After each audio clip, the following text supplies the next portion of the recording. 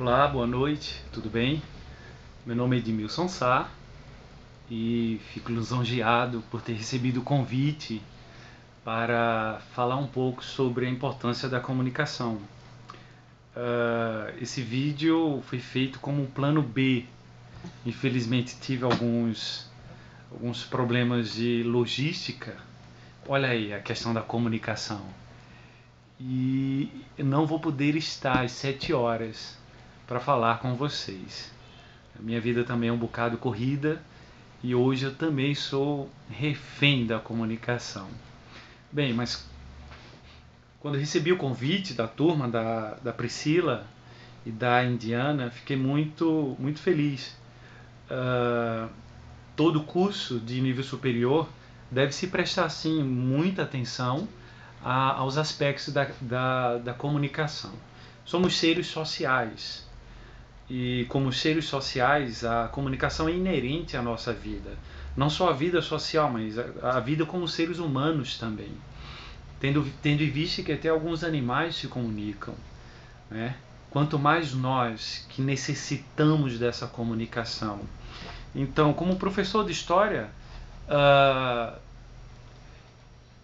poderia fazer um breve histórico sobre o poder da comunicação e a importância da comunicação nos dias atuais, levando em conta de que em tempos de internet e de redes sociais percebemos que as TICs, as tecnologias de informação e comunicação, elas têm um papel fundamental hoje e cada vez mais esses papéis de se comunicar vão ser mais e mais importantes.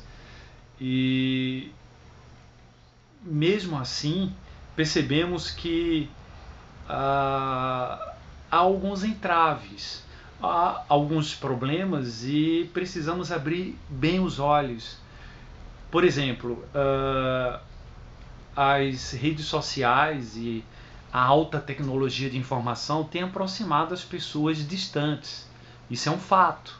Você conversa com pessoas, assim como eu estou conversando com vocês, virtualmente, é claro, a quilômetros ou milhares de quilômetros de distância. Por outro lado, essas mesmas ferramentas de comunicação, elas têm afastado as pessoas que estão próximas. E isso é um paradoxo. A gente precisa hoje perceber o quanto, e talvez o mais importante, encontrar um equilíbrio entre essas contradições na comunicação.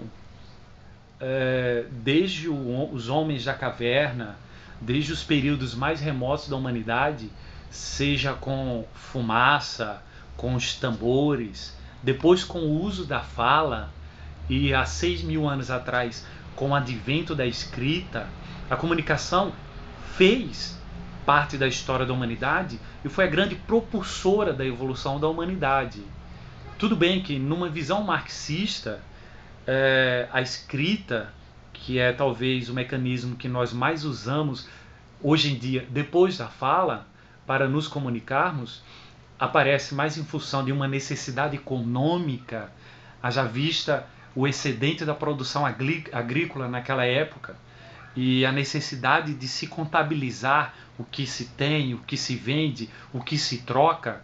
Houve uma necessidade prática de se criar um mecanismo que pudesse dar segurança ao comércio ou às transações sociais, ou também registrar algum evento importante para que aquilo ficasse se reproduzindo para as gerações futuras, ou até, como a gente aprende no curso de Direito, a necessidade por exemplo, da lei das 12 tábuas em Roma, para que as pessoas soubessem onde buscar os seus próprios direitos. As leis foram pregadas em 12 tábuas e qualquer cidadão romano poderia vê-la, lê-la, discuti-la, usá-la para o seu próprio proveito, passando também até um pouco antes com respeito à literatura judaica. E a gente tem uma grande contribuição porque talvez o povo que primeiro não só falou e escreveu suas leis, seus códigos de comportamento e moral, mas é com os judeus, com os povos hebreus, que vai aparecer uma cultura de repetição de tradições, de valores, de leitura, de busca pelo conhecimento, da defesa desses conhecimentos e da proliferação desses conhecimentos para a sua comunidade. Então a gente percebe o quanto que isso foi importante.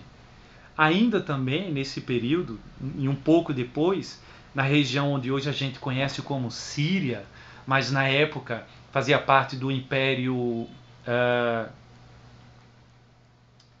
dos grandes navegadores. Qual é o nome deles? Eu vou lembrar. Foi desenvolvido um tipo de alfabeto que revolucionou a história da humanidade. Não é? Eles... Imagina, você chegava no Egito naquela época, você precisaria de pelo menos ter conhecimento do básico de pelo menos 800 a 1000 hieróglifos para você conseguir se comunicar com o básico. 800 a 1000. Se você vai para a China, o básico lá era 5.000 ideogramas. Se vai para a Índia também. Então, uma quantidade gigantesca de sinais e códigos para você tentar se comunicar. E aí você encontra um povo navegador, comerciante, ali às margens do Mediterrâneo, que consegue desenvolver o nosso alfabeto. E com apenas 23 letras, né? Tudo bem que na época tinha um pouco menos, certo? Houve várias adaptações com a junção das letras que os romanos usavam, que os gregos usavam, mas hoje você ter 23 letras para dizer alguma coisa, na verdade, para se dizer tudo que existe na face da Terra, para se comunicar com qualquer pessoa do mundo. Então, esse avanço desse alfabeto, um alfabeto fonético, não é? Fez a comunicação tomar novos rumos. Uma nova empreitada na humanidade se abria, novas fronteiras se abriam aí. E você vai perceber o quanto que o Império Romano foi importante para disseminar esse alfabeto. Não é? O alfabeto que nós temos hoje como alfabeto latino, mas que surgiu ali na Síria, com os povos navegantes, né? Alguns séculos antes de Cristo. E você perpassa pela Idade Média, uma idade de trevas, de certa maneira, mas que também teve sua contribuição, porque a comunicação não deixou de ser feita. Tudo bem que a comunicação agora era um monopólio da igreja, né? O controle da igreja sobre os processos de comunicação, o que deveria ser dito ou não. Mas no final da Idade Média, com uma invenção que primeiro é dos chineses, mas vai ser aperfeiçoada e é tido como invenção dele, do Johannes Gutenberg, a imprensa, ela vai ser o primeiro, talvez o primeiro ponto da humanidade onde vai se democratizar o acesso às informações. Antes da imprensa, só tinha acesso primeiro o clero, a nobreza e quem pudesse pagar a livros, até porque os livros eram escritos à mão, né? Tanto os códices quanto os antigos pergaminhos também. Mas a partir do momento em que a imprensa aparece, por volta do século XV, em 1450, há uma divergência entre 50 e 55, a imprensa de Gutenberg vai democratizar o acesso às informações. Qualquer pessoa agora no mundo vai ter acesso a uma Bíblia, vai ter acesso a um livro. As pessoas vão poder reproduzir aquilo e aquilo vai se espalhar de uma maneira maravilhosa. E você percebe que depois da imprensa, hoje praticamente o mundo inteiro tem livros, né? tem uma gama de possibilidades para a comunicação. Um outro momento importante também que eu vejo, eu como professor de história, é na virada do século XIX para o século XX, da chamada Belle Époque e segunda Revolução Industrial, porque já tinha o telégrafo, mas vai surgir o telefone, o rádio e o cinema. E esses três, por incrível que pareça, vão dar uma contribuição explosiva, gigantesca para a história da humanidade. Né? Quando surgiu o rádio e surgiu depois o cinema, quase que paralelo, foram momentos assim de grande ebulição na história da humanidade, pois acreditava-se que o ser humano podia tudo, né? Todas as coisas eram possíveis. Outra coisa importante também é que pouco tempo depois do advento tanto do cinema quanto da rádio, vai aparecer nos anos 30 a televisão. E se pensava que com o advento da TV, essas mídias de comunicação, e nem eram tratadas como mídias de comunicação, seriam aposentadas ou entrariam no ostracismo ou em extinção. E não foi o que aconteceu. O que nós percebemos, e até hoje com o advento da internet e da velocidade da informação, cada tecnologia de informação, seja mais arcaica, da nossa época, como o rádio, o cinema, e o cinema já entrou na era digital, a rádio também, né? E a própria telefonia, que nasce também no século XIX, todas elas não perderam espaço, ao contrário, elas se modificaram, elas se modernizaram, e cada uma tem uma contribuição maravilhosa para a comunicação hoje em dia. Mais recentemente, uma grande revolução também com respeito à comunicação foi o advento dos smartphones, o iPhone e depois o tablet, né? O primeiro iPad. E até a palavra tablet lembra as tabuletas de barro, de bronze ou de pedra da Suméria, onde nasce também a escrita, não é? Então, hoje a gente fala que é a nossa quarta tela, porque nós estamos rodeados de telas e todas elas se comunicam conosco. Temos o cinema, temos a TV, temos o computador, mas temos uma tela móvel agora que nos acompanha para onde quer que estejamos. Né? Então, nesse período, a informação avançou tanto, cresceu tanto, que é praticamente impossível hoje a gente viver bem sem as informações. Não estou querendo dizer que todas elas são boas para nós. Ao contrário, e a gente precisa ser crítico nesse sentido. Mas as tecnologias de informação precisam ser trabalhadas de uma maneira que seja, no mínimo, nos traga algum conforto, nos traga qualidade também, qualidade de vida, qualidade de informações. O Chacrinha já dizia: quem não se comunica se trombica. E hoje em sala de aula, mesmo com tantas tecnologias de informação, a comunicação ainda é um desafio. Eu encontro jovens que estão um do lado do outro, tweetando, teclando, e aparentemente as pessoas estão quase que incapazes de falar alguma coisa com a outra pessoa.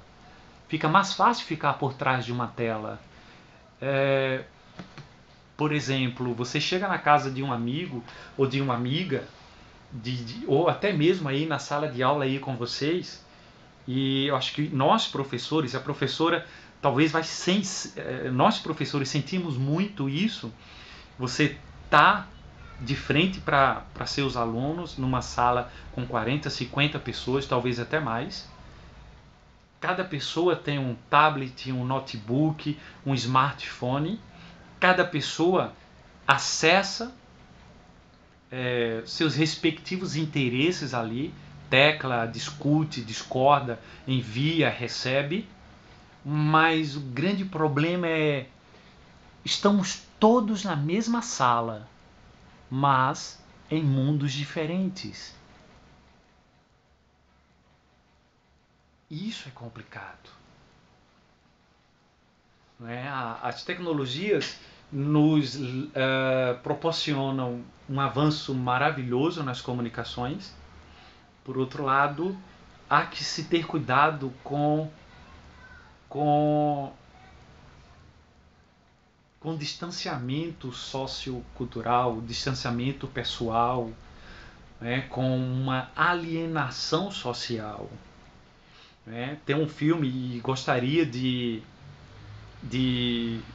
sugerir que quando vocês puderem, assistam o filme Her, Ela, com o Joaquin Phoenix e a Scarlett Johansson. Ele até ganhou o Oscar de melhor roteiro original. Filme maravilhoso, mas uma crítica maravilhosa também, ferrenha a essa necessidade quase que doentia das pessoas com respeito às tecnologias e a dependência das pessoas com as tecnologias. É possível você amar alguém virtual? Essa é a pergunta do filme, não é? E por que a gente encontra cada vez mais dificuldades em amar alguém que está do nosso lado? Então são essas perguntas que precisam ser consideradas. É preciso a gente abrir bem os olhos para que possamos não só entender, mas usar com uma certa cautela. Eu costumo dizer que eu prefiro o bafo na sala de aula e os alunos ficam brincando. Como assim, professor? Prefere o bafo? Eu prefiro o cara a cara. Eu nunca uso o meu smartphone, o tablet, na faculdade, quando eu estou estudando. Nunca uso quando estou dando aula, trabalhando. Mas quando eu viajo, quando eu estou em casa ou para alguma coisa ou outra, sim, é interessante, porque aproxima as pessoas. Mas ao mesmo tempo, se você ficar dependente delas, elas distanciam você do real, daquilo que é palpável. E a gente percebe o quanto que esse real e esse palpável está difícil. Bem, eu não sei se já deu os 10 minutos, só um momento.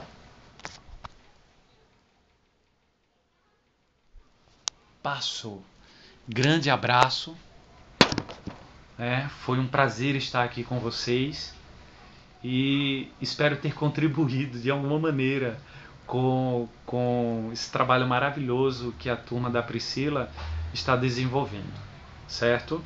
Que possamos usar as tecnologias de informação e comunicação de uma maneira salutar, saudável, e que a busca do conhecimento e da comunicação não se perca nesse cyberespaço, não é? Mas que ele se fortaleça, mas principalmente que nós, como seres sociais, possamos fortalecer ainda mais a nossa comunicação, porque ela tem ficado frágil.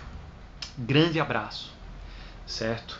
E que possamos nos comunicar sempre. Tchau.